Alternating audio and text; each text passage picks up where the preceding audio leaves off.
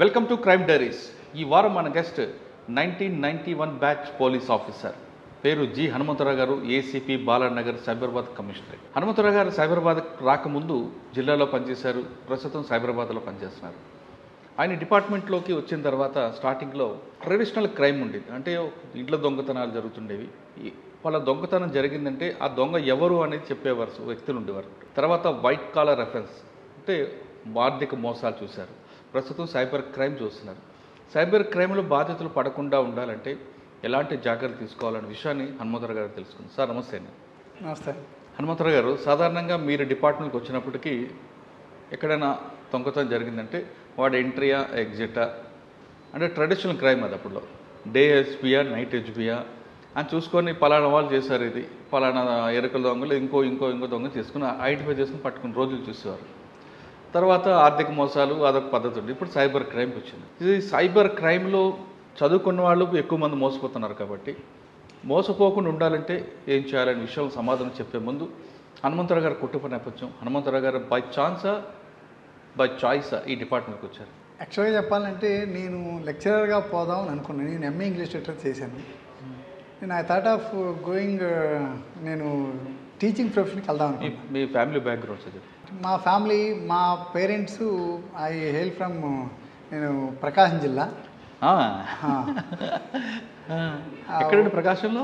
ఒంగోలు ప్రక్కనే ఒక 25 కిలోమీటర్స్ ఉంటుంది, పల్లామల్లి అనే విలేజ్ మాది. అక్కడ మా పేరెంట్స్ ఉంటారు. మాకంతా వ్యవసాయ నేపథ్య కుటుంబం. నేను, మా బ్రదర్ శ్రీనివాసరావు, ఇద్దరు అన్నదమ్ములు. మేము సిస్టర్స్ కూడా ఎవరు లేరు మాకు. మా పేరెంట్స్ మొదటి నుంచి కూడా వ్యవసాయం బాగా ఉంది మాకు.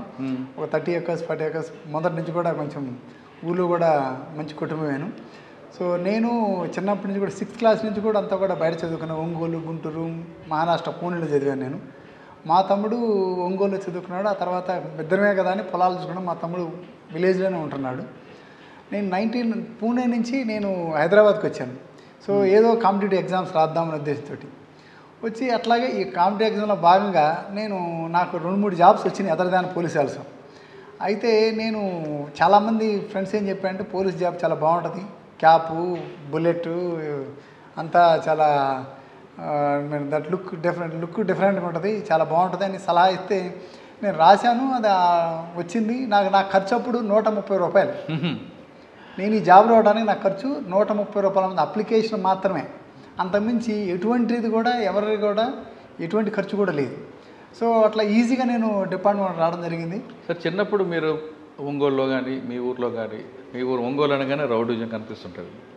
Addanki bus stand, Nellore bus stand, అక్కడ ఇన్స్పెక్టర్లు, ఎస్ఐలు, ఆ వాతావరణం ఎప్పుడు చూసారా? అంటే వాస్తవం చెప్పండి, అప్పుడు నేను చిన్నపిల్లలు 10th ఇంటర్ వరకు మాత్రమే అక్కడ ఉన్నాం. సో పేరు అనేది కొంతమంది మీరు అన్నట్లు కరెంటు పోతే అక్కడ మటలు జరిగాయని, కరెంటు పోతే అక్కడ ఏదో కొట్లాటలు జరిగాయని ఇంతవరకు తెలుసు. కానీ చిన్నపిల్లలం కాబట్టి మేము ఆ లోపలికి ఎప్పుడు కూడా డీప్గా వెళ్ళలేదు. మీరు అటు మాకు అక్కడ మేము చిన్నప్పుడు ఏమి ఇవ్వడమంటే, సినిమా వదిలిపెట్టారు, కరెంటు పోయింది అంటే మట జరిగింది అనుకునేవాళ్ళు. మేము చిన్నవాళ్ళం అప్పుడు చదువుకున్నాం, స్టూడెంట్స్ అప్పుడు. సో అటువంటి సంఘటనలు మేము విన్నాం. అయితే నేను గుంటూరు, ఆ తర్వాత ఇంటర్ తర్వాత నేను గుంటూరులో చదువుకున్నాను. గుంటూరు జేకేసీ కళలో చదువుకున్నాను నేను.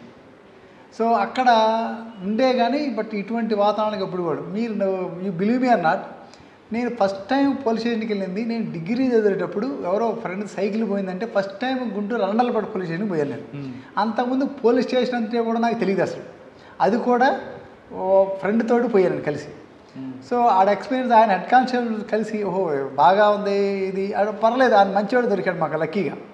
ఆయన బాగా రిసీవ్ చేసుకొని ప్రాపర్గా స్టూడెంట్స్ కదా అని చెప్పి సైకిల్ పోయిందా ఆయన రాసుకొని ఇట్లా చెప్పి సైకిల్ మేము ఇప్పిస్తాం, ఎక్కడ వదిలి దొరికిద్ది అని ఆయన మంచి మాటలు చెప్పి పంపించడం జరిగింది అప్పట్లో. సో హెడ్ కానిస్టేబుల్ పరిచయం, పోలీస్ పరిచయం అయింది. కానీ మీరు పనిచేసిన ప్రాంతంలో కానీ, చదువుకున్న ప్రాంతంలో కానీ ఎస్ఐలు కానీ ఎవరైనా చూసారా ఫలానా ఎస్ఐ లాగా వాళ్ళరా అని? మీకంటే మీకు ఇన్స్పైర్ చేసిన వాళ్ళు కానీ, రోల్ మోడల్ కానీ పోలీస్ ఎవరు ఉన్నారు? టు బీ ఫ్రాంక్, అంత నేనంటే టీచింగ్ ప్రొఫెషన్ ఇక ఎట్లా అనుకున్నాను కాబట్టి, అంటే పోలీస్ దృష్టి లేదు అప్పుడు యాక్చువల్గా అప్పట్లో ఈ ఉద్దేశం లేదు వాస్తవానికి. ఓకే. సో ఎక్కడైనా ఏదో లెక్చరర్ అవుదాం, ప్రశాంతంగా టీచింగ్ ప్రొఫెషన్ అడాప్ట్ తీసుకుందాం అనే ఉద్దేశంలో ఉన్నాను. కానీ యాక్చువల్గా అప్పుడు ఆలోచించలేదు. బట్ అప్పట్లో మా దగ్గర నేను విన్నదంటే స్టువర్ట్పురం దొంగలు ఉండేవాళ్ళు. స్టోర్పురం దొంగ ఉన్నప్పుడు అక్కడ నాగేశ్వరరావు అని టైగర్ నాగేశ్వరరావు అని పేరు వినేవాడిని చిన్నప్పుడు, మరీ చిన్న కిడ్స్ అప్పుడు. అప్పుడు ఎవరు మురళీ ఎస్ఐ గారు ఆయన బాగా ఆయన ఛేదించి పట్టుకున్నారు అనే విషయాన్ని మాత్రం అప్పట్లో మేము చిన్నప్పుడు విలేజ్లో కూడా వినేవాళ్ళం. ఆయన నాగేశ్వరరావు గారిని పట్టుకొని అరెస్ట్ చేసి ఆయన జైలుకి పంపించాడు. నాగేశ్వరరావు చాలా మంచి కార్యక్రమాలు చేసాడు దొంగనే, కానీ అటువంటి విషయాలు మాత్రం తెలిసాయి మాకు అప్పట్లో. అచ్చా, 130 రూపాయలతో అప్లికేషన్ కొన్నారు, వేశారు. ఫస్ట్ అటెంప్ట్ కొట్టారా? ఫస్ట్ అటెంప్టే. నాకు ఇక తర్వాత ఏం లేదు, ఫస్ట్లోనే వచ్చింది. దీంతో పాటు 2-3 బ్యాంక్ ఆఫీసర్ జాబ్స్ కూడా వచ్చినాయి నాకు, కానీ అటు కూడా పోలేదు నేను. ఎందుకంటే లెక్చరర్ అవుదాం అనుకుని మరి ఎందులోకి ఎందుకు వచ్చారు? అనుకున్నాం, ఇక్కడికి వచ్చాను. ఈ జాబ్లో అప్పుడు ట్రై చేయలేం. ఇంకా ఐ వాజ్ కిడ్, 22 ఇయర్స్ అప్పుడు. నేను 22 ఇయర్స్కే నా పీజీ అయిపోయి నేను గుంటూరు పూణే ఫెర్గూసన్ కాలేజ్ చదివాను. It's what very reputed college. Even జేగీస్ కాలేజ్ రెప్యూటెడ్ కాలేజ్. అక్కడ చదివి నేను ఇక్కడికి వచ్చి చూద్దాం అనుకునేసరికి ఏదో నాకు పెద్ద టైం కూడా లేదు. ఓన్లీ విదిన్ స్పాన్ ఆఫ్ 3 మంత్సే నా పీజీ అయిపోయింది. నేను హైదరాబాద్ వచ్చాను, 3 మంత్స్లో రాశాను, వచ్చింది లక్కీగా. ఆ టైం కరెక్ట్ నోటిఫికేషన్ పడింది. ఫస్ట్ పోస్టింగ్ ఎక్కడ ఇచ్చారు ట్రైనింగ్ అయిన తర్వాత? ఫస్ట్ పోస్టింగ్ సంగారెడ్డిలో వేసాను. Sangareddy. First SP Malakonda sir. తర్వాత సాంబశివరావు గారు? లేదు, ముందే నేను ఉన్నప్పుడు మాలకొండ సార్ ఉన్నాడు, అంతకుముందు సాంబశివరావు సార్ ఉన్నాడు. ఏం నేర్చుకున్నారండి మాలకొండ గారు? ఆయన చాలా పేషెన్స్, అది ఇంపార్షల్గా ఉండేవాళ్ళు. ఆయన ఎంత ఓపిక అంటే అప్పుడు బాగా ఎఫెక్టెడ్ ఏరియా, నక్సలైట్స్ బాగా ఎఫెక్టెడ్ ఏరియా. మేము ఆయనతో పాటు మేము కూడా వెళ్ళేవాళ్ళం. వెళ్ళినప్పుడు ఆయన ముందుండేవాడు లీడర్గా, ముందుండి నడిపిస్తూ వెపన్ ఆయన క్యారీ చేస్తూ, ఒక ఎస్పీ అయ్యండి వెపన్ని క్యారీ చేస్తూ ఆయన అంతా మేము వెళ్ళాడు. సో ఆయన చూసి లీడర్షిప్, లీడర్ అంటే ఎట్లుండాలి, లీడ్ చేయాలి మొత్తం టీంని కూడా. ఆయన చూసి మాత్రం లీడర్షిప్ క్వాలిటీస్ గురించి నేర్చుకున్నాను. మీరు ఫస్ట్ పొజిషన్ సంగారెడ్డి, మీకు వెళ్ళిన తర్వాత మెయిన్ ఛాలెంజ్ ఏమొచ్చింది? అంటే అక్కడ అట్లా ఉండేదంటే కొంచెం ప్రాంతం కొత్త, కంప్లీట్ మేము కోమింగ్ అన్ని వెళ్ళేవాళ్ళం, complete remote area. So night time కూడా లేట్ అవర్స్ వరకు 12-1 గంట వరకు కూడా కోమింగ్ అని తీసుకెళ్ళేవాడు. అక్కడ కనీసం మంచినీళ్ళు కానీ, కనీసం తిండి కానీ, టిఫిన్లు కానీ ఉండవు అసలు ఆ ఏరియాలో. మార్నింగ్ టైం అక్కడ బ్రేక్ఫాస్ట్ ఏంటంటే మిర్చి బజ్జీలు బ్రేక్ఫాస్ట్. సో వాటితోటే లేదంటే చాయ్ మిర్చి బజ్జీ ఈ మాత్రమే ఉండేవి. ఇక్కడ మేము వెళ్ళిన ప్రాంతం తూఫాన్ ఏరియా కానీ, నర్సాపూర్ ఏరియా కానీ అటు ప్రాంతాలు ఉంటే అవి ఉండేవి అనమాట. సో మేము చాలా చెప్పండి అబ్స్టికల్స్ని బాగా ఫేస్ చేసాం, హార్డ్ టైంలోనే వర్క్ చేసాం మేము. ఇప్పుడు చాలా ఫ్రీ అయిపోయింది, కానీ అప్పటి కాలంలో మేము సంగారెడ్డి నుంచి ఒకవేళ పొరపాటున ఎక్కడ సిద్దిపేట రావాలంటే నర్సాపేట ఫారెస్ట్ నుంచి సిద్దిపేట అంటే భయపడి ఏదైనా బందోబస్తుగా వెళ్ళాలంటే సంగారెడ్డి నుంచి హైదరాబాద్ వచ్చి, హైదరాబాద్ నుంచి గజ్వేల్ మీదుగా సిద్దిపేట వెళ్ళాడు. అంటే ఎఫెక్టెడ్ ఏరియా బ్లాస్టింగ్ చేస్తారు. నర్సాపూర్ అంతా బెల్ట్ కదా, నర్సాపూర్ అంతా అప్పుడు బెల్ట్ ఉండేది. సో అట్లా 92-93 వరకు అట్లా చేసిన కోంబింగ్ ఏరియాలో ఎప్పుడైనా ఛాలెంజ్ వచ్చాయా? అక్కడ అటాక్ అవ్వడం కానీ? నేను ఉన్న టైంలో రామాయంపేట పోలీస్ స్టేషన్, అంటే నేను సంగారెడ్డి నుండి రామాయంపేట పోలీస్ స్టేషన్ బ్లాస్ట్ అయింది. అప్పుడు నేను అదే సేమ్ మీరు చెప్పినట్లు నేను సంగారెడ్డి నుంచి హైదరాబాద్ వచ్చి, హైదరాబాద్ నుంచి రామాయంపేట రీచ్ అయ్యి. సో అప్పుడు ఎస్పీ గారు, నేను యంగ్ కాబట్టి మేము కూడా పరిగెత్తుకుంటూ ఉరుకుతూ వెళ్ళేవాళ్ళం. ఆ సార్ కూడా అప్పుడు ఆ టైంలో కరెక్ట్గా రీచ్ అయ్యి అక్కడ వాళ్ళకి ధైర్యం చెప్పి, అక్కడ ఎస్ఐ గారిని కూడా వాళ్ళ కస్టడీలో తీసుకుంటే ఆ తర్వాత వాళ్ళని మేనేజ్ చేసి మాట్లాడి వాళ్ళని విడిపించి చేయటం జరిగింది. అప్పుడు సంగారెడ్డి తర్వాత అండి నేను ఆ తర్వాత ఒంగోలు పీటీసీకి వెళ్ళిపోయాను. ఎందుకు? ట్రైనింగ్ అంటే నాకు టీచింగ్ ప్రొఫెషన్ ఇంట్రెస్ట్ అని చెప్పాను కదా. సో అట్లా నేను సెకండ్ పోస్టింగ్లో ఒంగోలా? సెకండ్ పోస్టింగ్ ఒంగోలు వెళ్ళాను. ఒంగోలు అక్కడ నేను దాదాపు ఒక 2-3 వేల మందికి ట్రైనింగ్ ఇచ్చి ఉంటాను కానిస్టేబుల్స్కి. స్కూల్కి వెళ్ళకుండా ఈ విధంగా ఇచ్చారా? అచ్చా, ఒంగోలు పీటీసీలో నా శిష్యులు ఇప్పుడు ఆల్మోస్ట్ వాళ్ళు రంగారెడ్డి, మెదక్, నిజామాబాదు, ఈవెన్ వరంగల్, వైజాగ్, తిరుపతి ఇదంతా కూడా నా శిష్యులు ఉన్నారు కానిస్టేబుల్స్. ఎక్కడ పోయినా కనీసం ఒక రికగ్నిషన్ ఏంటంటే నేను ఎక్కడ పోయినా కానీ సో మా సార్ మాకు అప్పుడు కొన్ని పాఠాలు చెప్పారని గుర్తుపెట్టుకుంటారు. కానీ బాగుంటుంది కదా సార్, అది మామూలు లాంటి కన్నా మనకి ఒక్కసారి కనుక టీచింగ్ ప్రొఫెషన్ కనుక అలవాటైతే మనం బయటికి రావడానికి ఇష్టపడం. మీకు ఫర్ ఇన్ఫర్మేషన్, ఇంకా నేను ఇన్స్పెక్టర్ అయిన తర్వాత అంబర్పేట పీటీసీలో 7 సంవత్సరాలు పనిచేసా, అదే మన టీచింగ్ ప్రొఫెషన్లో. సో అంటే ఇంట్రెస్ట్ కాబట్టి 2011 నుంచి 2018 వరకు మళ్ళీ ట్రైనింగ్ కాలేజీలో ఉన్నాను నేను. అంటే చెప్పి బయటకు వచ్చిన తర్వాత స్టూడెంట్స్ కనబడినప్పుడు వాళ్ళు చెప్తున్న మాటలు వింటే చాలా ఆనందం ఉంటుంది. చాలా ఆనందం సార్. నాకు తెలియకుండానే చాలామంది ఎస్ఐస్ సార్ మీ దగ్గర మేము ట్రైనింగ్ అయ్యాం సార్, మీరు నాకు గుర్తుపట్టలేదు సార్ అంటారు. అప్పుడు మనకు చాలా ఆనందం వేస్తుంది. మీకు తరినట్టుకంటే కూడా పర్లేదు, మళ్ళీ కనీసం మనం మర్చిపోయినా కాబట్టి గుర్తు చేసి మీరు ట్రైనింగ్ ఇచ్చారు సార్ అని వాళ్ళు రికగ్నైజ్ చేస్తానని చెప్పి చాలా హ్యాపీగా ఫీల్ అవుతాం. ఒంగోలు పీటీసీలో ఎంతకాలం పనిచేస్తారండి? నేను ఆల్మోస్ట్ ఆల్ 1994 నుంచి 1998 వరకు చేశాను. తర్వాత మళ్ళీ రంగారెడ్డికి వచ్చాను. రంగారెడ్డిలో నేను మళ్ళీ ఇక్కడికి వచ్చిన కొంతకాలం తర్వాత నాకు నవాపేట పోలీస్ స్టేషన్ ఇచ్చారు రంగారెడ్డి జిల్లాలో. అది రూరల్ ఏరియా. అప్పుడు కొంచెం ఈ నక్సలైట్స్ ప్రభావం కూడా తగ్గింది అప్పటికి. అంటే నవాపేటలో నక్సల్ ప్రభావం లేకపోయినా బాణామతి బాగుండేవి, ఇవన్నీ కూడా ఎక్కువ ఉంది కదండి. ఆ బాణామతిని ఒకరొకరు నమ్మటం, ఈ నాలుకలు కోయటం జరిగేది. అయితే దానికప్పుడు మేమేం చేసామంటే ఆల్ ఇండియా రేడియోలో ఒక ఇంటర్వ్యూ ఇచ్చాం. అప్పటి కాలంలో ఆల్ ఇండియా రేడియోలో ఒక ఇంటర్వ్యూ ఇచ్చాం. ఇట్లా నమ్మొద్దు, ఈ మూఢనమ్మకాలు. కందుకూరి వీరేశలింగం పంతులు గారు చెప్పారు, దేవుడు ఇచ్చిన ప్రతిరోజు మంచి రోజే మనకి.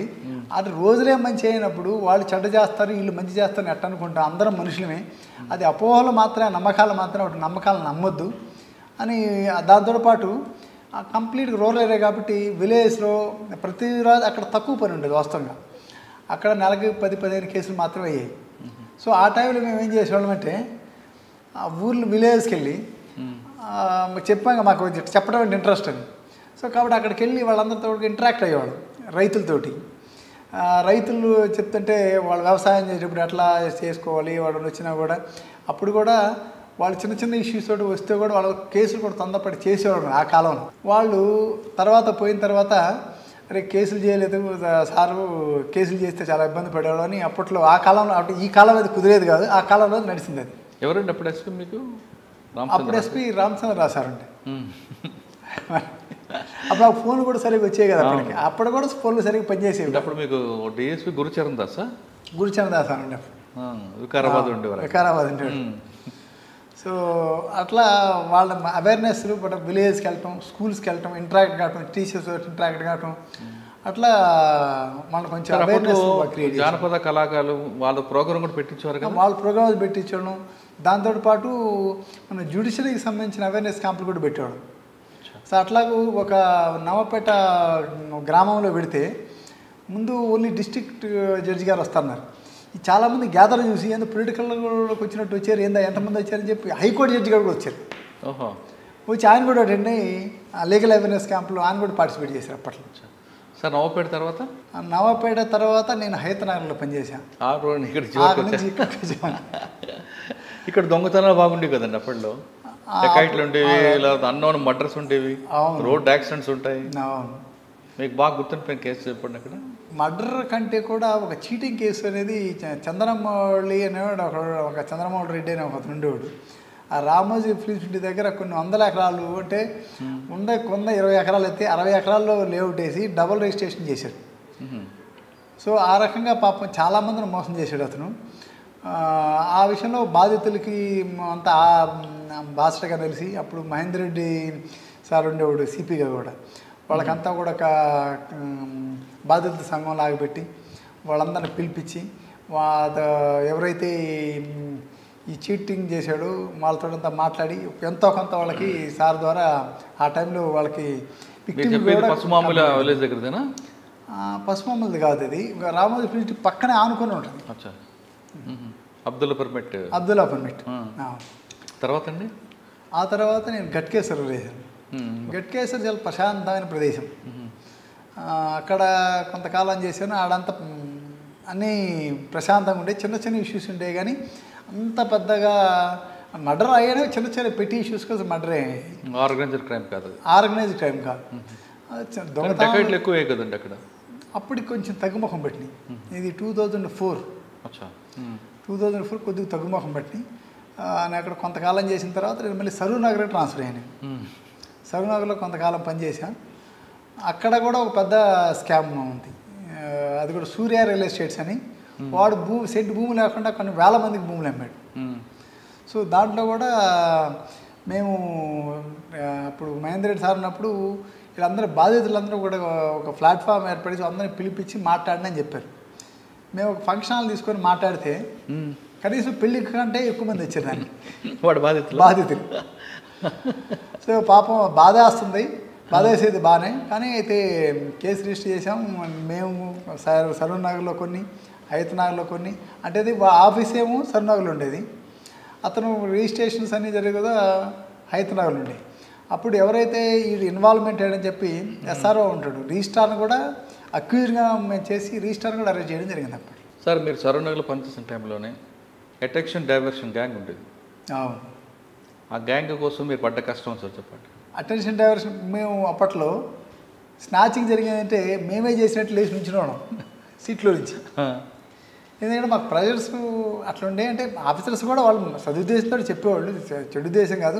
మాకు ఆ రకంగా ఇన్స్ట్రక్షన్స్ ఇస్తే ఆ భయానికి మేము కూడా ఏం చేసేవాళ్ళు అంటే ఇమ్మీడియట్గా ఏరియాలోకి వెళ్ళి అన్నీ కూడా టీంలు ఫామ్ చేసి ఎక్కడికక్కడే క్రైమ్ ఎస్ఐ ఒక సైడ్ ఎంతమంది అయితే లా అండ్ ఆర్డర్ ఎస్ఐ అంతమంది లా అండ్ ఆర్డర్స్ ఎటైతే వాళ్ళు విత్డ్రా కావడానికి అవకాశం ఉన్న ప్రతి రూట్కి కూడా ముగ్గురు నగలు మఫ్టీలు పంపించి వెహికల్ చెకింగ్ చేసి అట్లా పట్టుకున్న సంఘటనలు కూడా ఉన్నాయి.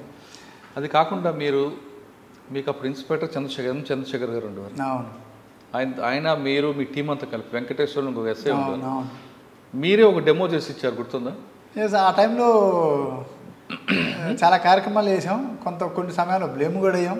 సో రకరకాల బట్ అఫ్కోర్స్ తర్వాత అది కాదని ప్రూవ్ అయింది. మీరు అన్నట్టు కొన్ని లైఫ్లో మనకి సంబంధం లేని విషయాలు కూడా కానీ బ్లేమ్ అనవసరంగా అయ్యారు కదండి అనిపిస్తుంది. అనవసరం, 100% అనవసరం. నాకు అసలు సంబంధమే లేని విషయం అది అయ్యాం. But I came out with clean chit అదట్టు డిపార్ట్మెంట్ ద్వారానే.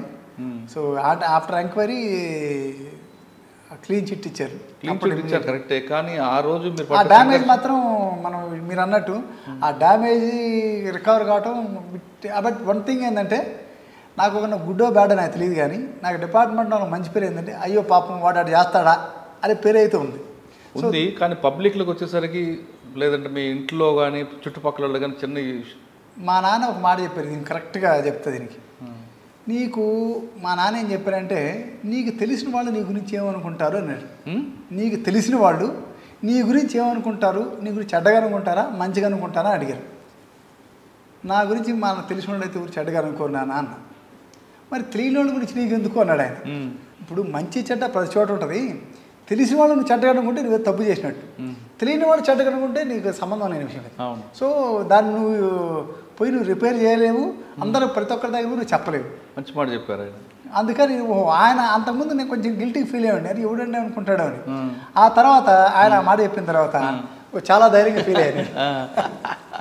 నాన్న చెప్పిన తర్వాత ఇంకా మనకి ఇంక తిరిగే ఉంది అంతే కదా. నాన్న అమ్మ చెప్పిన తర్వాత ఓకే. సరూర్ నగర్ తర్వాత ఎక్కడికి వచ్చారండి? సరూర్ నగర్ తర్వాత నేను కొంతకాలం నిజామాబాద్ ఒక పోస్టింగ్ చేశాను, కోటగిరి పోలీస్ స్టేషన్లో షార్ట్ పీరియడ్. ఆ తర్వాత సుల్తాన్ బజారు, ఆ తర్వాత ప్రమోషన్ వచ్చింది. ఆ తర్వాత ప్రమోషన్ తర్వాత ఆల్మోస్ట్ ఆల్ 11 నుంచి 18 వరకు పీటీసీలో పనిచేశాం. సార్ కోటగిరిలో ఎలాగుంటుంది క్రైమ్ కల్చర్? అక్కడన్నీ అదంతా కూడా సెటిలర్స్ అంతా కూడా ఆంధ్ర నుంచి సెటిల్ అయిపోయిన వాళ్ళు ఉంటారు అక్కడ. కోటగిరి అంటే జస్ట్ మనకి బోర్డర్, మన మహారాష్ట్ర బోర్డర్. అక్కడ అన్ని చిన్న ఇష్యూస్ ఉండేవి. ఈ రైతులు చిన్న కొట్లాడుకోవడం, చిన్న దొంగతనాలు. ఆ తర్వాత రైసు అప్పట్లో నేను పోయేసరికి అది లేదు ఆ కల్చర్.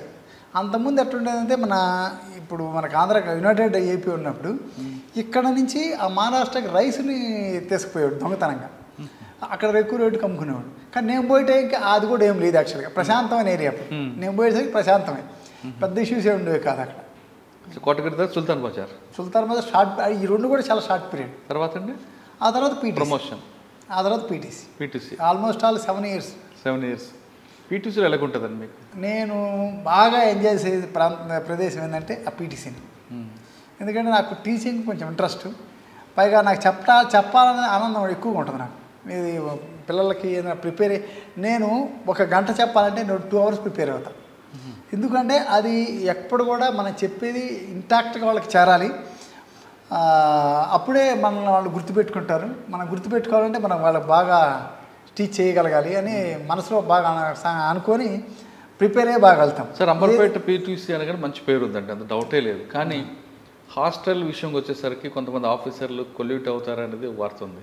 అంటే సో హ్యాపెన్స్, నేను కాదని చెప్పను అవునని చెప్పను. ఎందుకంటే మేము ఓన్లీ నేను నెవర్ మెస్ ఇన్ఛార్జ్ కానీ అటువంటి ఇప్పుడు నేను పనిచేయలేదు. యాక్చువల్గా ఉన్నంతకాలంలో కూడా నేను ఓన్లీ మా టైమింగ్స్ ఉంటాయి. మాకు 9 o'clock స్టార్ట్ అవుతాయి, 5 o'clock క్లాసులు జరుగుతాయి. మాకు ఒకరోజు 3 క్లాసులు ఉంటాయి, ఒకరోజు 4 క్లాసులు ఉంటాయి, ఒకరోజు 2 క్లాసులు ఉంటాయి. ఆ క్లాసులు అటెండ్ ఉంటాం, ఏమైనా ఉంటే నోట్స్ ప్రిపేర్ చేసుకుంటాం, పీపీటీస్ ఉంటాయి, పవర్ పాయింట్ ప్రెజెంట్ అవి తయారు చేసుకుంటాం నెక్స్ట్ డేకి. అంతవరకు చూసుకుని వచ్చేవాళ్ళం. కానీ అదర్ వే ఉన్న విషయాల్లో పెద్ద ఇన్వాల్వ్ అయ్యేవాళ్ళం కాదు. సార్ పీటీసీలో మీరు క్లాస్ చెప్తున్నప్పుడు ఇండోర్ అవుట్డోర్ సంబంధించినప్పుడు ఇప్పుడు ట్రెండ్ ఏం నడుస్తుంది, క్రైమ్ ఎలా దాన్ని అవుట్కమ్ చేయాలి, ఒక మాబ్ గ్యాదర్ అయితే ఎలా దాన్ని మనం రెస్క్యూ చేయాలి, ఇటువంటి విషయాలు నేను నేర్పుతుంటారా లేదంటే ఓన్లీ బుక్స్ వరకే చెప్పుకుని వస్తారు? లేదు, బుక్స్ తోటి పాటు ప్రాక్టికల్గా అప్పుడే డే టు డే లైఫ్లో ఏమేమి జరుగుతుంది, క్రైమ్ ఎటువంటి క్రైమ్ జరుగుతుంది. మీరు అన్నట్టు ఎంతమంది అన్నారు ట్రెడిషనల్ క్రైమ్ అడ్డ జరిగేది, రాను ఎట్టట్లది మార్పు చెందుతూ వస్తుంది. ముందు ట్రెడిషనల్ క్రైమ్ జరిగేది, ఆ తర్వాత ఎకనామిక్ క్రైమ్ స్టార్ట్ అయ్యి, ఆ తర్వాత సైబర్ క్రైమ్ స్టార్ట్ అయ్యి, ఇక ముందు ఆర్టిఫిషియల్ ఇంటెలిజెన్స్ ఇంకేం జరుగుతాయో. సో డేస్ని బట్టి నేరాలు కూడా మారిపోతుంటాయి. ఒకప్పుడు ట్రెడిషనల్ క్రైమ్ అంటే అతను ఎక్కడి నుంచో వచ్చి బలవంతంగా ఒక ఇంట్లోకి కన్నం వేసు లేదంటే లాక్ బ్రేక్ చేసు బలవంతంగా వెళ్ళి అక్కడ తీసుకుంటాడు, వాడు భయం ఉంటాను మళ్ళీ ఎట్లుండేవి అని. అయితే ఇప్పుడు అటువంటివి లేకుండా ఆ తర్వాత ఎకనామిక్ అఫెన్స్ స్టార్ట్ అయింది. ఎట్లాగూ ఏదో ఒకటి అమ్మటం, దొంగ ఫేక్ డాక్యుమెంట్స్ క్రియేట్ చేయటం, దాన్ని ఈజీగా మనీ సమ్ చేయటం. ఆ తర్వాత ఇప్పుడు వచ్చి అసలు ఎక్కడ కదలకుండా ఉన్న దగ్గర కూర్చొని మోసం చేయటం. సో ఈ సైబర్ క్రైమ్స్ ఏది మరీ ఎక్కడో ఉంటాడు నేరస్తుడు, ఎక్కడో రాజస్థాన్లోను, జార్ఖండ్లోను, వెస్ట్ బెంగాల్లోను. సో ఎక్కడో ఉంటాడు, నేరం మాత్రం ఇక్కడ జరుగుతుంది.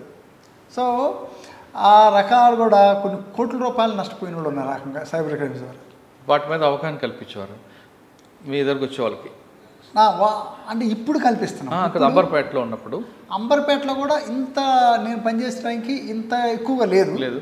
కానీ కన్విక్షన్ రేట్ ఎలా పెంచుకోవాలి ఆ విషయం చెప్పేవారా? కన్విక్షన్ రేట్ తప్పనిసరిగా చెప్పాను. అసలు ఇన్వెస్టిగేషన్ ప్రాసెస్ ఎట్లాగో ఎలా అంటే ప్రొసీజర్ ఎలా ఉంటుందండి?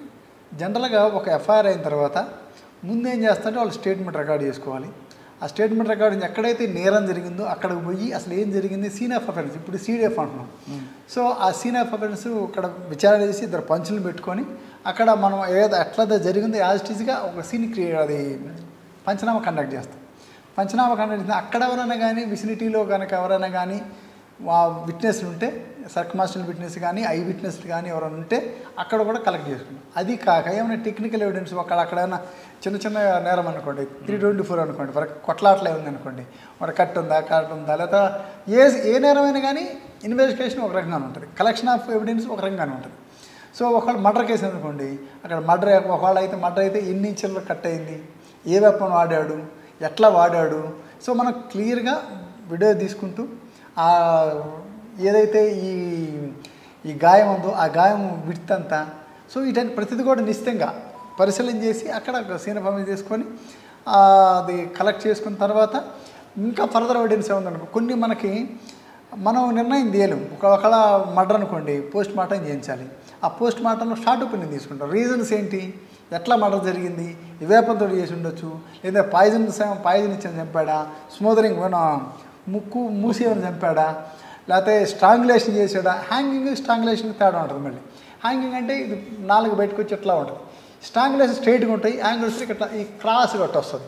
సో అట్లా తేడా ఏమైనా ఉందా అంటే మనం ఆ సీన్ ఆఫ్ అఫెన్స్కి పోయి ఆ సీన్ చూసిన వెంటనే మనకి ఇంత ఎక్స్పీరియన్స్లో మనకు ముందు ఒక బేసిక్ అవగాహనగా వస్తాం. వచ్చిన తర్వాత మన క్లారిటీ కోసం మళ్ళీ మన ఒపీనియన్ కూడా తీసుకుంటాం, షార్ట్ ఒపీనియన్.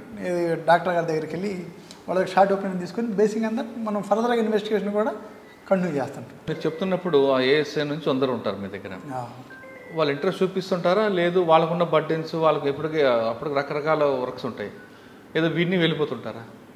లేదు, అంటే మనం చెప్పే విధానం ఎక్కడ కూడా అది స్టూడెంట్ కానివ్వండి, మన స్టాఫ్ కానివ్వండి, మన పోలీస్ స్టేషన్లో ఇవ్వండి, మన సహచరులు కానివ్వండి, ఎవరైనా కానీ చెప్పే విధానాన్ని బట్టి వాళ్ళు రిసీవ్ చేసుకుంటారు. మనం కొంచెం వాళ్ళకి అర్థమయ్యే రీతిలో కొంచెం సౌమ్యంగా మీరు నేర్చుకుంటే దీని ఉపయోగాలు ఇవి, నేర్చుకోకపోతే ఎప్పుడు కూడా మనం నేర్చుకోలేము, ఇప్పుడు ఒక్కొక్కరు అట్టుంటారంటే నేర్చుకుంటే ఏముంది, మాకు అయ్యేది ఎందుకు పోయింది అట్లా కాకుండా రే బాబు నువ్వు నేర్చుకుంటే నువ్వు రేపు నీకు ప్రమోషన్ వస్తాయి, నువ్వు అబోవ్ అవుతావు. హెడ్ కానిస్టేబుల్ నుంచి అబోని, హెడ్ కానిస్టేబుల్ నుంచి కేసుని ఇన్వెస్టిగేషన్ చేయొచ్చు, వాళ్ళకి రైట్స్ ఉన్నాయి, చట్టం ఇచ్చిన రైట్స్ అవి. అందుకే ఇప్పుడు కొత్త మా సిపి గారు ఏం చెప్తారంటే, మీ దగ్గర అయితే ఎన్ని కేసులు ఉన్నాయో ఆ కేసుల్లో నుంచి కానీ 1/3 హెడ్ కానిస్టేబుల్స్కి, ఏఎస్ఎస్కి వాళ్ళకు కూడా మీరు డిస్ట్రిబ్యూట్ చేయండి. మీ మీద బర్డన్ తగ్గి క్వాలిటీ ఆఫ్ ఇన్వెస్టిగేషన్ పెరిగిద్ది. మీరు వాళ్ళకి ఇన్వెస్టిగేషన్ ఏ రకంగా చేయాలి చెప్పండి, వాళ్ళు కూడా చేస్తారు, మీకు సపోర్ట్ చేస్తారు. అప్పుడు మనకి వర్క్ డిస్ట్రిబ్యూషన్ అయ్యి ఓన్లీ ఎస్ఐస్ సిఎల్ మీద బర్డన్ తగ్గిద్ది, క్వాలిటీ ఇన్వెస్టిగేషన్ పెరిగిద్ది. ఎందుకు మనకు ఐఓలు పెరుగుతారు, ఇన్వెస్టిగేషన్ ఆఫీసర్ పెరుగుతారు కాబట్టి మనకు బర్డన్ కూడా తగ్గిద్ది, క్వాలిటీ కూడా పెరుగుతుంది, కన్విక్షన్ రేట్ కూడా పెరిగిద్ది. ఓకే సార్, అక్కడ నుండి ఎటు వచ్చారు? అంబర్పేట. అంబర్పేట నుంచి నేను మళ్ళీ సైబరాబాద్కి వచ్చాను. ఎకనామిక్ అఫెన్సెస్లో వింగ్లో ఉన్నాను. ఎకనామిక్ ఒక జోన్ అయిపోయింది మీది, ట్రెడిషనల్ క్రైమ్ అయిపోయింది, సెకండ్ జోన్లోకి వచ్చారు. ఎకనామిక్ అఫెన్సెస్ వింగ్లోకి వచ్చాను. ఎకనామిక్ అఫెన్సెస్ వింగ్లోకి వచ్చిన తర్వాత ఈడ కూడా ఒక పెద్ద స్కామ్ చేసాం. ఏదండి? మెతుకూరు రవీంద్ర అని, అది ఒక 150 crores స్కామ్. అది కూడా సో ఎంఓ ఏంటండి, దాన్ని ఎలా బ్రేక్ చేశారు మీరు? వాళ్ళు ఏం చేస్తారంటే డిపాజిట్లు కట్టించుకుంటాడు. నీకు నా గనక 1 లక్ష రూపాయలు ఇస్తే నెక్స్ట్ మంత్కి నీకు 1,10,000 ఇస్తాను అంటాడు. నువ్వు ఎట్లా ఇస్తావు అని అడిగితే, నేను ఇన్వెస్ట్మెంట్ చేస్తాను, క్రిప్టో కరెన్సీ కొంటాను, లేకపోతే నేను షేర్ బిజినెస్ చేస్తాను అని నమ్మగలుగుతాడు. నమ్మి కొంతకాలం ఇస్తాడు. ఎట్లా ఇస్తాడు? కొత్త వాళ్ళు జాయిన్ అవుతూ ఉంటారు, వాడికి మనీ ఫ్లో పెరుగుతుంటుంది. మనీ ఫ్లో ఉన్నంతకాలం ఇటు ఇచ్చుకుంటాను పోతుంటాడు, అతనికి వచ్చే నష్టమే లేదు. ఎప్పుడైతే మనీ ఫ్లో ఆగిపోయిందో అప్పుడు బ్రేక్ అయిపోయి చేతులు ఎత్తేస్తాం. సో అట్లా దాదాపు ఒక 150 కోట్లు కలెక్ట్ చేశాడు. 150 కోట్లు. సో ఆ కేసులో మేము దాదాపు ఒక 60 కోట్ల వరకు అటాచ్మెంట్ పెట్టించాం. వెహికల్స్ అయితేమి, వాడి ప్రాపర్టీ అయితేమి, వాడి భార్య భార్యలు అయితేమి, మిగతా వాళ్ళకైతేమి. ఇప్పుడు అది ఆ ఒక డిపాజిట్ యాక్ట్ ఒక ఫెసిలిటీ ఏంటంటే, ఎవరైతే నేరం చేస్తాడో ఆ నేరం చేసిన వ్యక్తి బంధువులైనా స్నేహితులైనా అతని పేరు మీద ఉన్న ఎవరి పేరు మీద ఉన్న ప్రాపర్టీ అయినా సరే మనం ఫ్రీజ్ చేసి అటాచ్మెంట్ ఇవ్వచ్చు. అదేంటి సార్, ఇప్పుడు వాళ్ళ బంధువుల పేరు మీద కూడా, బంధువుల పేరు మీద నుంచి కూడా ఈ రకంగా అటు ట్రాన్స్ఫర్ అయిందని ప్రూవ్ చేయాలి. రైట్, ప్రూవ్ చేస్తే మాత్రమే, అట్లా చేయరు, ప్రూవ్ చేయగలగాలి. ఈ నుంచి ట్రాన్స్ఫర్ అయినట్టు మనం ప్రూవ్ చేయిస్తే అటువంటి ప్రాపర్టీని మాత్రం మనం అటాచ్ చేయవచ్చు. అంతేగాని ఓన్లీ వేగా పోయి చేయడానికి వెళ్ళేది. ఓకే, రవీంద్ర కేసు ఒకటి అట్లా అవి ఒకటి చేసాం. దాంట్లో దాదాపు డిపాజిట్ కూడా చేసాం. నా దగ్గర దాదాపు ఒక 1 year 6 crores క్యాష్ ఉంది. నేను రోజు భయపడేవాడు, 6 crores క్యాష్ ఎక్కడి నుంచి ఏమైనా అయితే పొరపాటు ఏదో అయితే ఆ అమౌంట్ని కరెక్ట్గా ప్రాపర్గా మాకు బెల్లా ఫామ్లు పెట్టి బాక్సులు పెట్టి సీల్ వేసి చాలా జాగ్రత్తగా పెట్టాం. ఆ తర్వాత మళ్ళీ దాన్ని బ్యాంకులో డిపాజిట్ చేసి దాన్ని ఎవరికైతే డిస్ట్రిబ్యూట్ చేయాలో అందరూ కూడా ప్రొసీజర్ని అడాప్ట్ చేసి దాని అంతా కూడా చేయడం జరిగింది. ఓకే సార్, సాధారణంగా వైట్ కాలర్ అఫెన్స్లో ఇన్వెస్టిగేషన్ పెద్ద ప్రొలాంగ్ ఉంటుంది, ఆ పేపర్ వర్క్ ఎక్కువ ఉంటుంది. చాలామంది ఆఫీసులు ఏమంటారంటే అది ఎందుకు రాని ఇత్తు నొప్పి అనుకుంటారు. మీరేమైనా అనుకున్నారు ఎప్పుడైనా? ఎందుకు అనుకోలేదంటే, బాధితులు వచ్చిన తర్వాత మనం వాళ్ళకి కొద్దిగా న్యాయం జరుగుతుందని ఎప్పుడైతే మనకి సాటిస్ఫాక్షన్ కలిగిద్దో అప్పుడు అన్నీ పోతాయి. మనకి ఒక పని చేసినాక సంతృప్తి కలిగితే ఆ మిగతా కూడా అంత అనిపించవు. కొన్ని వర్క్ ఎక్కువ కదండి, వర్క్ ఎక్కువే, డెఫినెట్గా వర్క్ ఎక్కువ ఉంటుంది. అప్పుడు మా దగ్గర సజ్జన సార్ సిపి సార్ ఉండేవాడు. ఆయన మాకు బాగా ఫెసిలిటేట్ చేసేవాడు. ఎట్లాగూ ఏమన్నా కావాలన్నా కానీ ఇమ్మీడియట్గా అటెండ్ కావటం కానీ, సజ్జనార్ సార్ ఏమైనా అవసరమైతే మీరు తీసుకోండి, ఈ పనిని చేయండి, మన వర్క్ ఈజీ కావడానికి ఏ మెథడ్స్ని అడాప్ట్ చేసాడు సార్. ఇంకా బయటికి ఎక్కడ బాగున్నా కూడా ఫెసిలిటీ చేసేవాడు సార్. సో ఆ రకంగా బాగా కేసులు చేసాం. ఆ తర్వాత వీటితో పాటు మనీ లాండరింగ్ కేసులు కూడా ఉండేవి.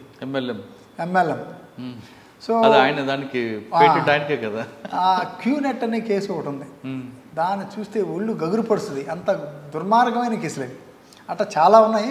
ఉదాహరణ ఇది మెయిన్ అటన్నిటిలో ఒకళ్ళ క్యూనెట్ అనేది హారిబుల్. అట్టంటే వాడు 1 లక్ష 2 లక్షలు 5 లక్షలు కట్టమంటాడు.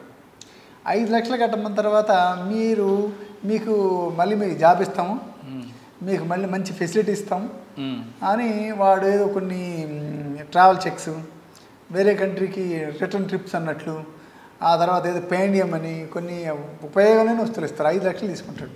తీసుకున్న తర్వాత కొంతకాలానికి మరి ఏది నాకు ఏది జాబ్ ఇస్తాను అంటే, లేదు నువ్వు ఇంకొకరిని చేర్చు అని వీడికి అట్లా మొదలు పెడుతుంటారు.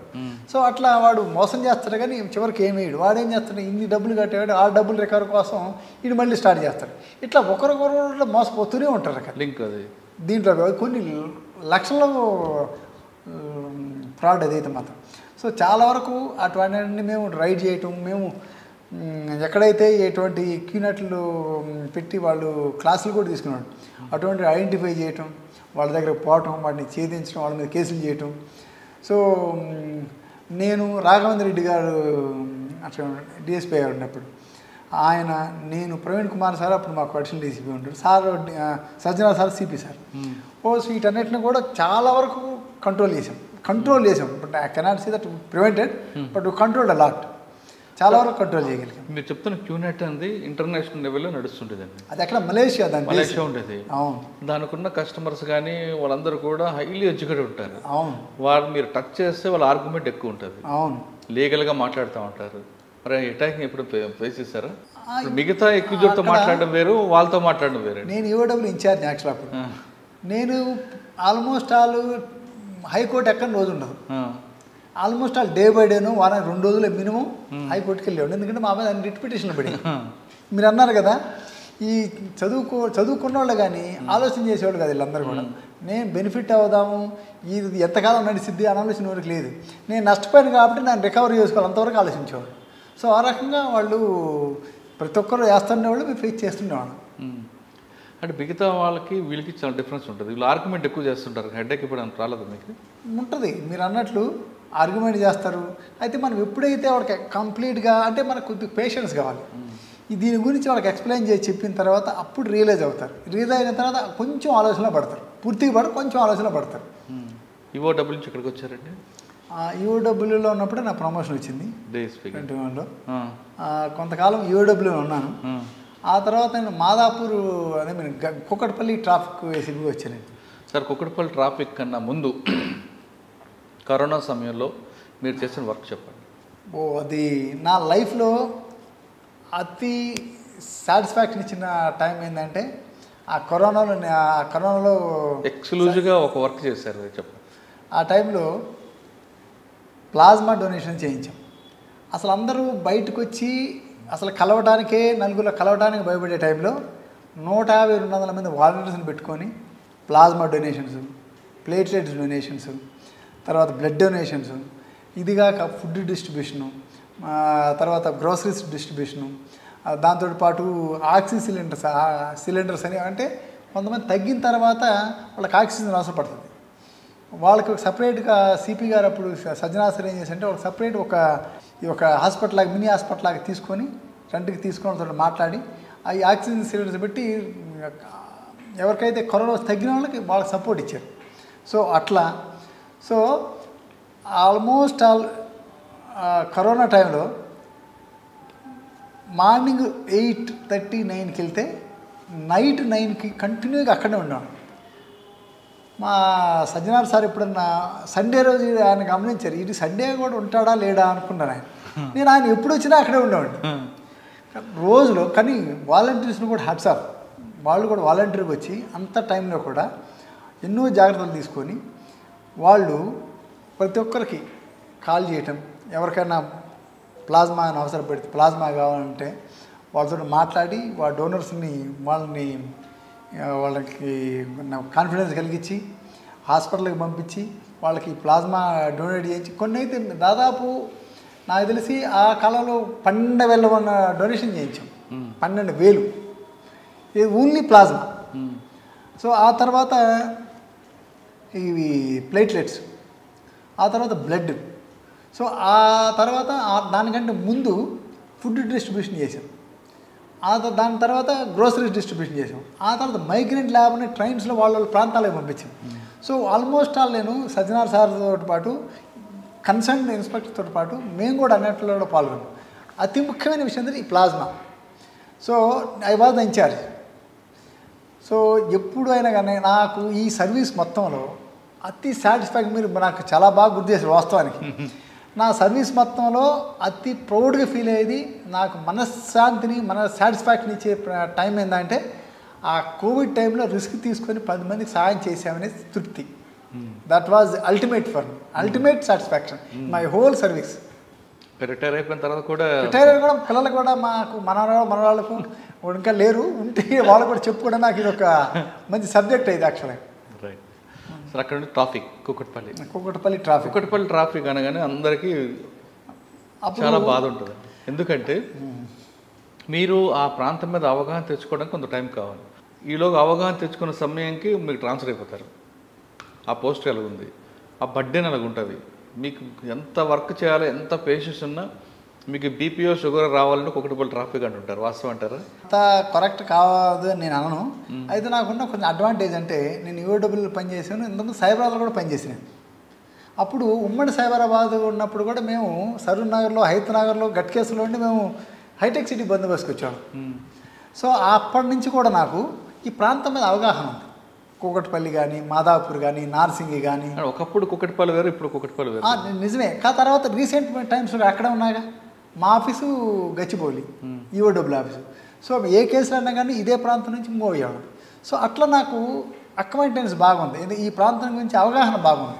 సో అందువలన కొంత ఈజీ అయిపోయింది నాకు.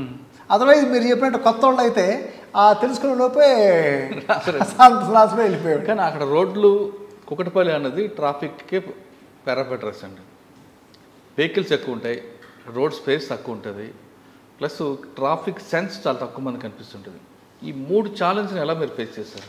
అంటే మీరు చెప్పినట్లు వాస్తవమే. ఒకప్పుడు రోడ్లు లెంత్ పెరగలేదు, కొత్త రోడ్లు రీటైల్ రోడ్స్ కొన్ని పెరిగినాయి, అయినా కానీ జనాభా ఎంత పెరిగిందో అంత పెరగలేదు. సో అయితే ఇప్పుడు ప్రజెంట్ సిపి అవినాష్ మంది సార్ టీసీపీ ట్రాఫిక్ ఉన్నప్పుడు ఆయన ఏం చేశారంటే, ఏదైతే జేఎన్టీ ఉంది కదా, ఆ జేఎన్టీ దగ్గర మీకు గుర్తుండి ఉంటుంది, దాదాపు 1/2 అవర్ 45 మినిట్స్ ఆగిపోయేది, ఏది సిగ్నల్లో. అయితే ఆయన ఉన్నప్పుడు ఏం చేశారంటే, గ్రేట్ థింగ్ ఏం చేశారంటే, అక్కడ ఒక టెంపుల్ ఉంటే ఆయన టైంలో ఆయన వెనక జరిపించి ఆయన్ని జంక్షన్ కాకుండా దాన్ని ఓన్లీ పెడెస్ట్రియన్స్ మాత్రమే క్రాసింగ్ పెట్టించి మిగతా అది క్లోజ్ చేసి యూటర్న్ ఓపెన్ చేశారు. దానివల్ల ఏమైందంటే అక్కడ అరగంట 45 మినిట్స్ పెట్టేది జస్ట్ ఓన్లీ ఫ్యూ సెకండ్స్కి అయిపోయింది. Only 30 seconds only pedestrian cross చేయడానికి మాత్రం ఇచ్చేది, అదర్వైజ్ మూవ్ అవుతానే ఉంది. సో అది ట్రమండస్ చేంజ్. అది నిజంగా యాక్చువల్గా నేను లేని సార్ ఉన్నప్పుడు, నేను ట్రాఫిక్ ఉన్నప్పుడు దీని గురించి అందరూ కూడా చెప్పుకుంటున్నాను కాబట్టి ఇని నేను చెబుతున్నాను వాస్తవానికి. సో అది ఆ చేంజ్ అనేది చాలా అక్కడ ట్రాఫిక్ మొత్తాన్ని కూడా రెగ్యులర్ అయిపోయింది. అక్కడంతా చాలా రెగ్యులేట్ అయిపోయింది. యూటర్న్ అనేది ఒకటి, ఫ్రీ లెఫ్ట్ అండ్ 2 పెట్టడంతో మీరు చెప్తున్నట్లుగా క్లియర్ అయింది చాలా. కానీ మీరు రైతు బజార్ దగ్గర తీసుకుంటే జైంట్ ట్రాఫిక్ పోలీస్ స్టేషన్ నుంచి మీరు హైటెక్ సిటీ వెళ్ళాలంటే ఆ రోడ్డు మాత్రం బాగు చేయడం ఎవరి తరం కాదు. ప్లస్ ఈ సర్వీస్ రోడ్ తీసుకున్నా ప్రతిదీ కూడా ట్రాఫిక్ అంతా, పార్కింగ్ అంతా రోడ్డు మీద కనిపిస్తుంటుంది. మీరు చెప్పినట్టు రైతు బజార్ దగ్గర ఏదైతే ఉందో, రైతు బజారు ఏదైతే లోపల ఇప్పుడు ఆల్రెడీ కొత్తగా కట్టకముందు మీరు అన్నట్టు ఉండేది, అప్పుడు కొంచెం ఇబ్బందులు ఉండేవి. కట్టిన తర్వాత ఏం చేసామంటే ముందుకు వచ్చేవాళ్ళం కొంచెం రిస్ట్రిక్ట్ చేసాం, వెనక జరిపాం. ఆ యూటర్న్ కూడా కరెక్ట్గా దాని ఎదురు కాకుండా యువతలు తీసుకున్నాం. సో దానివల్ల ఏమైందంటే వాళ్ళని కొంచెం వెనక జరిపినందువలన వాళ్ళ పార్కింగ్ కూడా ఒక సైడ్ ఇచ్చాం. దానివల్ల కొంత అంటే కంప్లీట్గా ఈజీగా లేదు, బట్ కొంచెం బెటర్ అయింది. కానీ సర్వీస్ రోడ్లు మాత్రం పార్కింగ్ రోడ్డు మీద ఉంటున్నాయి కదండి. ఏ సెల్లార్లో ఉండాల్సిన వెహికల్స్ అన్నీ కూడా రోడ్డు మీదకి వస్తున్నాయి. అప్పుడు దానికి మేము కొంచెం ఎన్ఫోర్స్మెంట్ చేసాము, బట్ కొంత బెటర్ కానీ బట్ కంప్లీట్గా అయిందని నేను చెప్పను. ఎందుకంటే ఇంత పాపులేషన్లో పోలీసు అనేది మన పబ్లిక్లో చేంజ్ రావాలి, పబ్లిక్లో చేంజ్ వచ్చినా అక్కడ పార్క్ చేయడానికి ప్లేసు కేటాయించాలి. సో అవి 2 లేనప్పుడు కొన్ని జరుగుతుంటాయి. బట్ మనం ఏం చేసామంటే ఉన్న దాంట్లోనే కొన్ని మీరు అన్నట్లు ఈ సర్వీస్ రోడ్డు, చిన్న గల్లీ రోడ్లు అవుతుంటాయో వాళ్ళు మొత్తం ఆక్యుపై చేసిన, అట్లా కాకుండా ఆటోలు ఉంటే ఆటోలు ఆక్యుపై చేయకుండా మేము ఒక సింగిల్ లైన్ పెట్టించాం. సింగిల్ లైన్ పెట్టించి మొత్తం రోడ్డు మొత్తం ఆక్యుపై కాకుండా థరోఫేర్ పెట్టాం, ఒక కారు వెళ్ళటానికి, వెహికల్స్ వెళ్ళటానికి. సో దానివల్ల 1 by 1 వెళ్ళటం వల్ల అంతకుముందు ఏం చేసేవాడు, ఒక ఆటో పక్కన ఆటో పెట్టేవాడు. ఇప్పుడు ఏం చేస్తారు, ఆటో వెనక ఒకటి పెట్టడం జరిగింది. సో దానివల్ల కొంత ఈజీ అయిపోయింది. ట్రాఫిక్ సెన్స్ ఉంది అనుకుంటారు పబ్లిక్లో అండి? నేను ఉందని అంటే అందరికీ లేదని చెప్పను, అట్లని అందరికీ ఉందని చెప్పను. ఎందుకంటే కొంతమంది పద్ధతిగానే ఉంటారు, ప్రతి దాంట్లో కూడా సొసైటీ కాబట్టి ఇది. కొంతమంది ఇట్లా ట్రాఫిక్ సెన్స్ ఉంటే ఆ న్యూసెన్స్ ఉంటుంది కదండి. ట్రాఫిక్ అంటే అదే కొంతమంది అట్లా ఉంటారు, కొంతమంది ఇట్లా ఉంటారు. సో ఓకే, సరే ట్రాఫిక్లో 3 ఈస్ ఉంటాయండి. 3 ఈలో మీకు ఏ ఇష్టం? ఎన్ఫోర్స్మెంటా, ఎడ్యుకేషనా, ఇంజనీరింగ్? Enforcement, engineering. ఇంజనీరింగ్ అంటే మీది కాదు, మాది కాదు. ఈ రెండిట్లో ఎన్ఫోర్స్మెంట్, ఎడ్యుకేషన్ ఇంపార్టెంట్. నేను ఐ లైక్ ఎడ్యుకేషన్ ఉంది. ఎడ్యుకేట్ చేసిన తర్వాత నేను ఎన్ఫోర్స్ చేయాలనుకుంటాను. ఎందుకంటే ఇప్పుడు మన కంట్రీ కండిషన్స్ ప్రకారం అసలు యాక్చువల్గా ఆర్టీఓ ఉంటుంది. ఆర్టీఓకి అసలు మధ్యవర్తి ఏంది అసలు? So I should not comment అని ఇట్, ఎందుకంటే ఇది నా పరిధి కాదు, నేను మాట్లాడకూడదు కూడా. కానీ ఇప్పుడు ఎవరైతే లైసెన్స్ ఇచ్చే వ్యక్తి అతన్ని పర్సనల్గా ఇంటర్వ్యూ చేసి అన్నింటిలో గెట్ త్రో అయిన తర్వాత అతను లైసెన్స్ ఇస్తే అప్పుడు అతనికి మీరు అన్నట్టు వాడికి నాకు ఈ విషయాలను నేను పాటించాలి, నీ ఈ రకంగా డ్రైవింగ్ చేయాలి, లెఫ్ట్కి వెళ్తాను లెఫ్ట్ ఇండికేటర్ వేయాలి, రైట్కి వెళ్తే రైట్ ఇండికేటర్ వేయాలి. తెలియదు కదా సార్ వాళ్ళకి తెలియనందువల్ల మీరు అన్నట్లు ఈ లైసెన్స్ ఎవరికైతే వాళ్ళకి ఇచ్చినందువలన, రైట్ పర్సన్స్కి ఇచ్చినందువలన ఇవన్నీ కూడా కారణాలు. లైసెన్స్ అథారిటీ కనుక పర్ఫెక్ట్గా ఉండి ఇది కనుక రైట్ పర్సన్స్కి వాళ్ళు టెస్ట్ కండక్ట్ చేసి ఆ టెస్ట్లో పాస్ అయిన వాళ్ళకి కనుక ఇస్తే ఇంత ఇష్యూస్ ఉండవు. అసలు ఏ డ్రైవింగ్ లైసెన్స్ ఇచ్చే వాళ్ళకే లైసెన్స్ ఉండదండి. ఆ డ్రైవింగ్ లైసెన్స్ నేర్పుతున్నాడు. ఎప్పుడైతే చూసారు కార్లో వీడి కాళ్ళు అక్కడ బ్రేక్ దగ్గర ఉంటాయి, అమ్మాయి చేతిలోనూ అబ్బాయి చేతిలో స్టీరింగ్ ఉంటుంది. ఒక ప్యాకేజ్ మాట్లాడుకుంటాడు, ఆ ప్యాకేజ్లో లైసెన్స్ అన్నీ వాడే ప్రొవైడ్ చేస్తా అంటాడు. అదే బాధాకరమైన విషయం.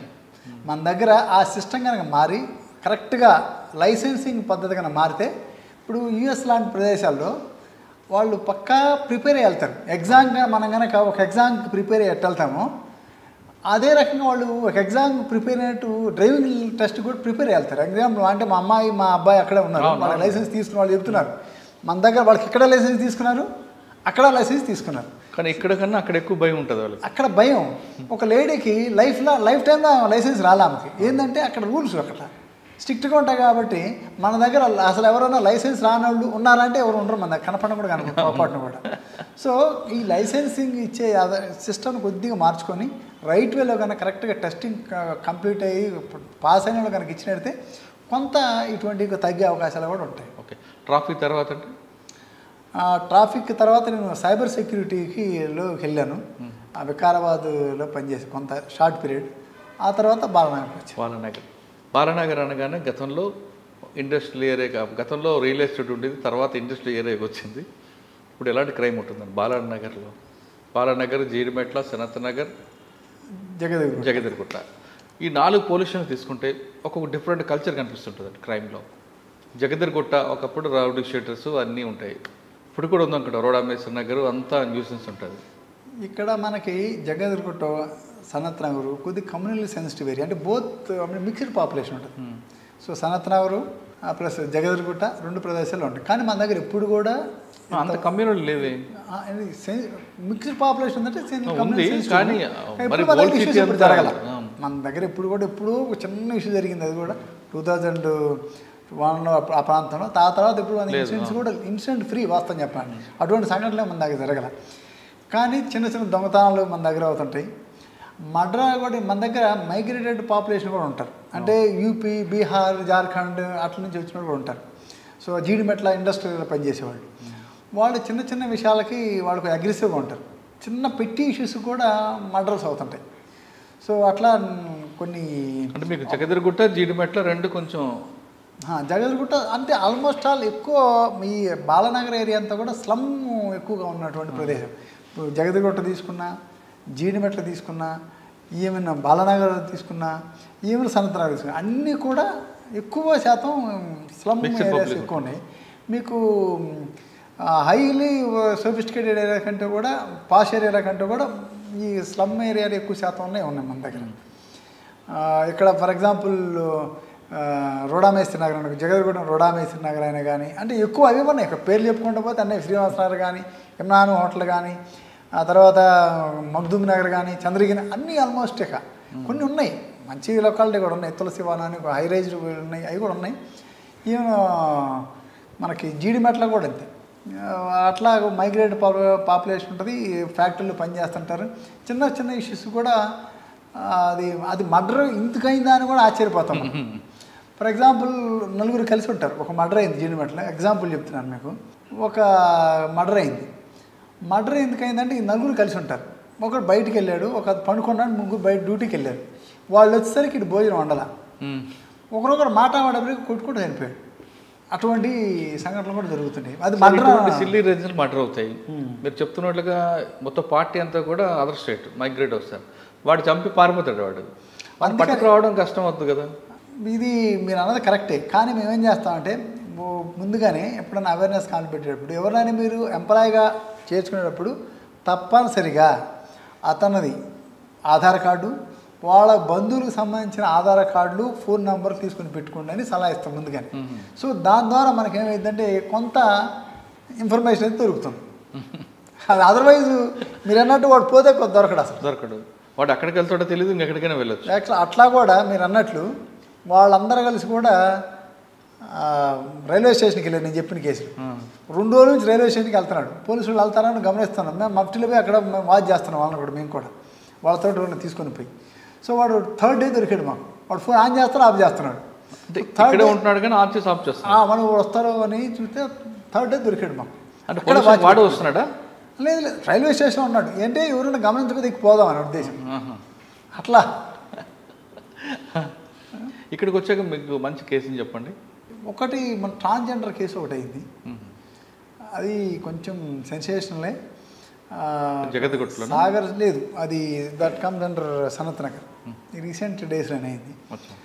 వాడు సాగర్ సింగ్ అని బాలనగర్ ఏరియాలో ఉంటాడు, వాడు అసోసియేట్స్ ఇక్కడ ఉన్నారు. వాళ్ళు ఈ ట్రాన్స్జెండర్ని కొంచెం వాళ్ళని థ్రెట్ చేసి డబ్బులు తీసుకుని ఉంటారు. సో ఆ సమయంలో ఆమె డబ్బులు ఇవ్వకపోతే వాళ్ళని కుట్టి కొడుతుంది. ఆమె బ్రైల్ గ్రౌండ్ తీసుకుని కొడితే చనిపోతుంది ఆమె. సో దాంట్లో చాలా ఎఫర్ట్స్ పెట్టి వాడంతకుముందు చాలా 10 కేసులో ఉన్నాడు వాడు షీట్స్ కూడా ఓపెన్ చేసి. నేను వచ్చినాకనే లీడ్ ఎక్కడ వచ్చిందంటే లీడు ఏదైతే వాడు ఏం చేసాడు, వాడు వీడియో కూడా తీసాడు, ఒకడు పక్కన ఉన్నాడు. అసోసియేట్స్ మనం క్యాచ్ చేసేసరికి ఆ వీడియో కూడా దొరికింది. దాని ద్వారా మనం వాడిని క్యాచ్ చేయడం జరిగింది. తర్వాత మనం ఏదైతే సీసీటీవీ ఫుటేజ్ ఉంది కదా, ఎవరెవరు వెళ్తున్నారు, ఎక్కడికి వెళ్తున్నారు, బండి మీద వెళ్తున్నారు, సీసీటీవీ ఫుటేజ్ అనేది it's tremendous advantage to the police and to the public also. So దాని ద్వారా మనం క్యాచ్ చేయడం జరిగింది. అది అదర్వైజ్ వాడు అసలు దొరకడు. సో వాడి ఇంతకుముందు పీటీ యాక్ట్ వేసాం, ఇప్పుడు ఆల్రెడీ జైల్లోనే ఉన్నాడు, ప్రజెంట్ జైల్లోనే ఉన్నాడు. సార్ ఫైనల్గా మనం సైబర్ క్రైమ్కి వద్దామండి. సైబర్ క్రైమ్ అనేది వాడు ఎక్కడో కూర్చుంటాడు, ఫోన్లోనే చేస్తుంటాడు, వీళ్ళు మోసపోతుంటారు. మోసపోయిన తర్వాత మీ దగ్గరకు వస్తారు, లబోదిబ్బంటారు. మీరు పట్టుకోవడానికి ప్రయత్నం చేస్తారు కానీ దొరకరు వాళ్ళు. దొరికిన రికవర్ కావడం ఇంకా కష్టం. అసలు జరగకుండా ఉండాలంటే ఏం చేయాలండి? జరగకుండా ఉండాలంటే ఎప్పుడు కూడా మనిషికి నేరం ఎక్కడ జరిగిద్ది, ఎక్కడ మోసపోతుంటే ఆశ. ప్రతి ఒక్కడు కూడా ఎవరికైనా కానీ ఏ మనిషికైనా కానీ ఎక్కడ దెబ్బతింటాడంటే ఆశతో దెబ్బతింటాడు. సో ఇప్పుడు లోన్ యాప్స్ అని ఉన్నాయి, అవసరం వాడికి, అవసరం కొన్ని అవసరాల కోసం తీసుకుంటారు. కాదు దాన్ని ఏం చేస్తాడు, అవసరం కోసం తీసుకున్న వాడు తీసుకున్న తర్వాత మీరు double payment, triple payment pay చేయమంటాడు.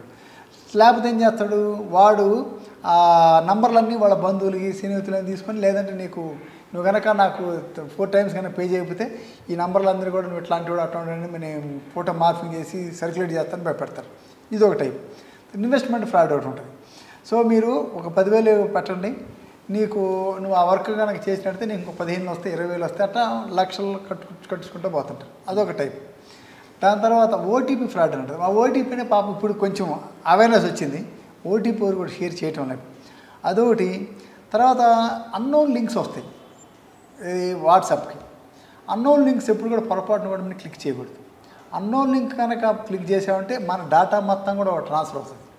తర్వాత ఎప్పుడు రకరకాలు వచ్చినాయి. వాట్సాప్ కాల్ చేస్తుంటే కూడా మనం ఏదైతే స్క్రీన్ కొన్ని యాప్స్ వచ్చినాయి, మనం ఏదైతే ఆపరేషన్ చేస్తామో ప్రతిదీ కూడా ఎదుటోడు చూడగలుగుతున్నారు. మన ఫోన్ని ఎదుటోళ్ళు యాజ్ ఇట్ ఈస్గానే మనం ఆపరేషన్ చేస్తుంటే వాళ్ళు కూడా అతను ఆపరేషన్ చేసి చూడగలుగుతున్నారు. సో ఆ యాప్స్ చేసేటప్పుడు ఎప్పుడు కూడా వాళ్ళతో మనం కంటిన్యూగా కమ్యూనికేట్ చేయటం కానీ ప్రలోభాలకు పడటం కానీ చేయకూడదు. తర్వాత ఫెడెక్స్ ఫ్రాడ్ ఇంకోటి ఉంటుంది. అంటే మీకు ఇట్లా మీకు ఒక కొరియర్ వచ్చింది, మేము ఓటీపీ చెప్పండి, లేకపోతే ఇంకా ఇట్లా ఉంది దాని స్కాన్ చేయండి అని చెప్పి అట్లా కూడా మోసాలు జరుగుతున్నాయి. సో సార్ ఇంకొకటి ఏపీకే ఫైల్ మీద వస్తున్నాయి, క్లిక్ చేయమంటారా? ఏవి కూడా అన్నోన్ ఏ ఉన్నా కూడా మీరు క్లిక్ చేయొద్దు. అన్నోన్ అంటే మీరు సంథింగ్ అసలు మీకు చిన్న లాజిక్. ఇప్పుడు ఏం చెప్తుంటారు, గూగుల్ మ్యాప్స్ ఉంటాయి, మీరు రివ్యూ చేయండి, ప్రతి రివ్యూకి లేకపోతే సినిమాకి రివ్యూ చేయండి, మీకు ప్రతి రివ్యూకి 50 రూపాయలు యాడ్ చేస్తూ ఉంటారు. సో అట్లా వాళ్ళు రివ్యూ చేస్తారు. మరి ముందు తర్వాత రివ్యూ వాళ్ళు వేయాలి కదా, వాళ్ళు వేయరు. ఒకవేళ వేసినా కూడా ఏం చెప్తుంటారు, స్క్రీన్ మీద మీకు వేసినట్టు చూపిస్తారు, కానీ అకౌంట్లో ఉండవు. మీరు స్క్రీన్లో చూసుకుని నాకు వచ్చింది కదా ఫీల్ అవుతారు. దాని తర్వాత ఏం చేస్తారు, మీరు ఆ టార్గెట్ రీచ్ చేయాలంటే మీరు కొంత అమౌంట్ అందులో పే చేయండి అంటారు. అట్లా వాళ్ళు పే చేయించుకొని మోసం చేస్తుంటారు. సో అట్లా ఇప్పుడు రివ్యూస్ అని అట్లా మోసం చేస్తుంటారు, ప్రొడక్ట్స్ అని ఇట్లా మోసం చేస్తుంటారు, ఇన్వెస్ట్మెంట్ ఫ్రాడ్ని అట్లా మోసం చేస్తుంటారు. సో దాని తర్వాత పాటు ఒక్కొక్కరు ఎవరైతే అన్నోన్ లింక్లో షేర్ చేసినప్పుడు మీ ఫోటో అక్కడ మార్ఫింగ్ చేసి అట్లా కూడా సెక్స్టార్స్ అని, అంటే మీ ఫొటోస్ని న్యూడ్ పెడతాము లేకపోతే సెమీ న్యూడ్ పెడతామని చెప్పి అట్లా కూడా బ్లాక్మెయిల్ చేసి కూడా చేసేవాళ్ళు ఉంటారు. సో యాక్చువల్గా ఇటువంటి ఓఎల్ఎక్స్ ఫ్రాడ్ అని, ఓఎల్ఎక్స్ ఫ్రాడ్ వాళ్ళు ఎస్పెషల్లీ రాజస్థాన్ ఫేమస్. వాళ్ళు ఓఎల్ఎక్స్ ఫ్రాడ్స్ మీద దాని మీదనే నేరాలు చేస్తుంటారు. ఇన్వెస్ట్మెంట్ ఫ్రాడ్ ఉందనుకోండి, జార్ఖండ్ ఉంటుంది జామ్తారా అని, అది వెరీ ఫేమస్.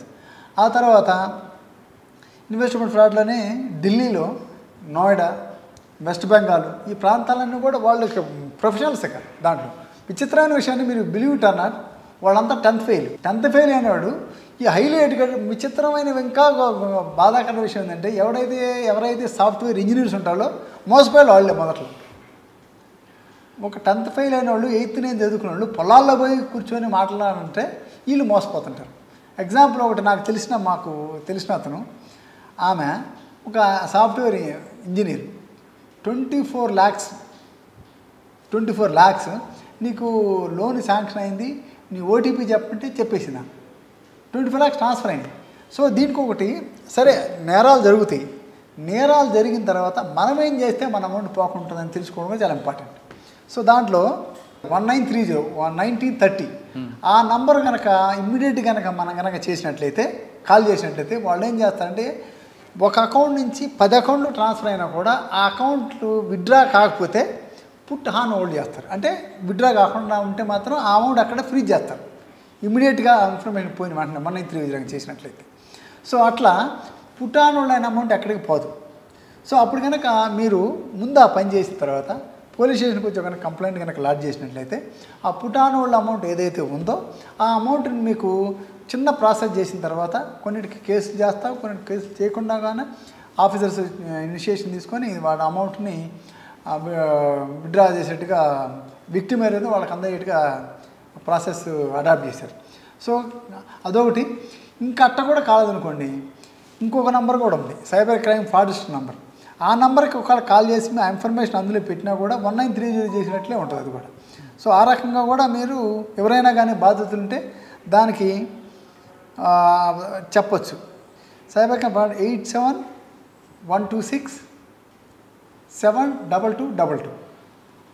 సో ఈ నెంబర్కి కాల్ చేసి చెప్పినా కూడా ఒకవేళ ఎప్పుడైనా కానీ 1930 ఎంగేజ్ వచ్చి, ఇప్పుడు ఏదైతే నేను మళ్ళీ ఇంకొకసారి రిపీట్ చేస్తాను, 8712672222. ఈ నెంబర్కి కూడా మీరు కనుక కాల్ చేసి మీరు ఏదైతే ఆ నెంబర్కి చెప్పాల్సిన ఈ నెంబర్కి చెప్పినా కూడా వాళ్ళు కూడా రిజిస్టర్ చేసుకొని సేమ్ అదే పోర్టల్కి వెళ్ళి ఎన్సిబి పోర్టల్ ఉంటుంది, ఎన్సిఆర్బి పోర్టల్ ఉంటుంది, ఆ పోర్టల్లోకి వెళ్ళి దాన్ని అమౌంట్ని ఏదైతే ఉందో హోల్డ్ చేయడం జరుగుతుంది. ఆ హోల్డ్ చేసిన అమౌంట్ ఏదైతే ఉందో మీకు డెఫినెట్గా మీకు రిటర్న్ అవుతుంది. అది మనలో అమాయకత్వం, మనలో అచ్చాసే సైబర్ క్రిమినల్స్ పాలిట వరంగా మారిందంటున్నారు హనుమంతరావు గారు. ఎక్కడైతే మనం అనుమాన వ్యక్తులు పంపినప్పుడు లింక్ని క్లిక్ చేయకుండా ఉంటే ఎవరు బారిన మోసపోరని చెప్తున్నారు. ఇక్కడ బాధాకర విషయం ఏంటంటే ఎవరైతే నేరం చేస్తున్నారో అందరూ 10వ క్లాస్ పాస్ అయిన వాళ్ళు, మోసపోతున్నారు అందరూ కూడా అబౌట్ డిగ్రీ చదివిన వాళ్ళు ఉంటున్నారంటూ ఆయనకున్న సర్వేలో చెప్తుంది. ఇప్పటికైనా సరే గుర్తుదేని వ్యక్తులు ఎవరైనా ఫోన్ చేసినా ఓటీపీ చెప్పకుండా వచ్చిన ప్రతి లింక్ని కూడా క్లిక్ చేయకుండా, ముఖ్యంగా ఏపీకే ఆ లింక్ కూడా క్లిక్ చేయకుండా ఉంటే మీకు సేఫ్గా ఉంటారు.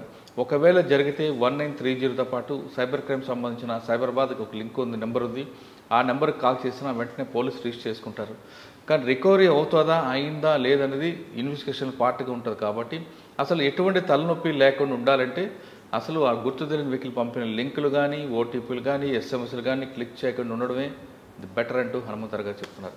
ఇది సైబర్ క్రైమ్తో పాటు పోలీస్ సర్వీస్ మీద హనుమంతరావు గారు ఎక్సలెంట్ ఇంటర్వ్యూ. వచ్చే వారం మరో గెస్ట్తో మళ్ళీ కలుద్దాం. అంతవరకు నమస్తే. Thank you sir. Thank you very much.